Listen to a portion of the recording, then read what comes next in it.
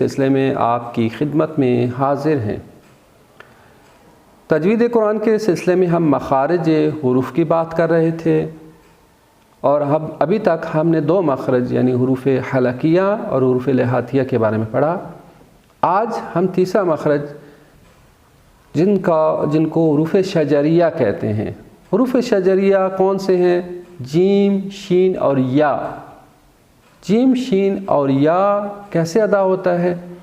جیم، شین، یا زبان کا درمیانی حصہ، وسط زبان جب اوپر سامنے کے تالو سے لگتا ہے، یعنی زبان کا جو درمیانی حصہ ہے، منہ کے اوپر والا حصہ جو اس کو تالو کہتے ہیں، اس سے لگے تو یہ 3 حروف ادا ہوتے ہیں تھوڑے سے فرق کے ساتھ۔ مثال جیسے جیم کی رج زن، درمیان وسط زبان یعنی زبان کا درمیانی حصہ اوپر ٹچ کر رہا ہے، رج زن۔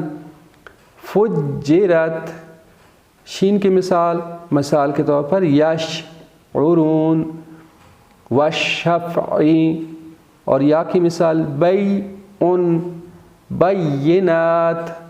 بس آپ ان تینوں حروف میں آپ دیکھ رہے ہیں کہ آپ کی زبان کا درمیانی حصہ اوپر ٹچ کر رہا ہے تالو کے ساتھ۔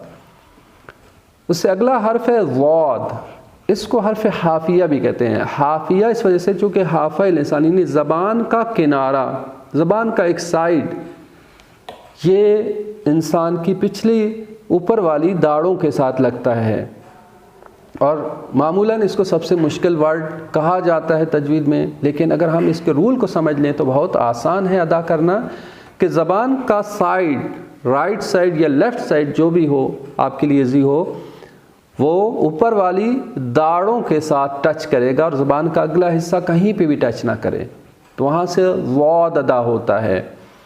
جیسے مغضوب وَلَضَّالِّينَ، زبان کا ایک سائڈ یا ایک کروٹ جس کو حافہ لسان کہتے ہیں اوپر والی داڑھوں کے ساتھ ٹچ کرے گا، مغضوب وَلَضَّالِّينَ۔ اسی طرح سے ایک اور مخرج لام، نون اور را۔ لام، نون اور را کیسے ادا ہوتے ہیں؟ ان کو حروف طرفیہ کہتے ہیں، اور یہ کیسے ادا ہوتے ہیں؟ یہ بھی زبان کے سائڈ کے ٹچ کرنے سے ادا ہوتے ہیں۔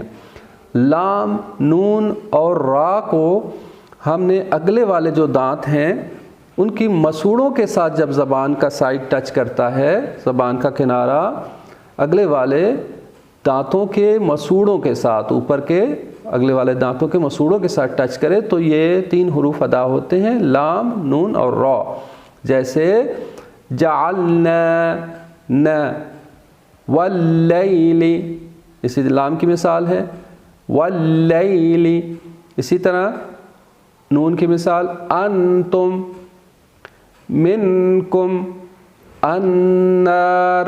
تو آپ نے دیکھا کہ زبان کا اگلا جو حصہ ہے یعنی زبان کا کنارہ ہے وہ اوپر والے دانتوں کی مسوڑوں، اندر کی طرف جو مسوڑے ہیں ان کے ساتھ ٹچ کرتا ہے، تو وہاں سے یہ حروف ادا ہوتے ہیں، لام، نون اور را۔ جیسے یرزقو، اسی طرح نرسلو، شرن، یہ حروف یہاں سے ادا ہوتے ہیں۔ اللہ تعالیٰ ہم سب کو قرآن پاک کو صحیح انداز سے پڑھنے اور سمجھنے کی توفیق عطا فرمائے۔ والسلام علیکم ورحمۃ اللہ وبرکاتہ۔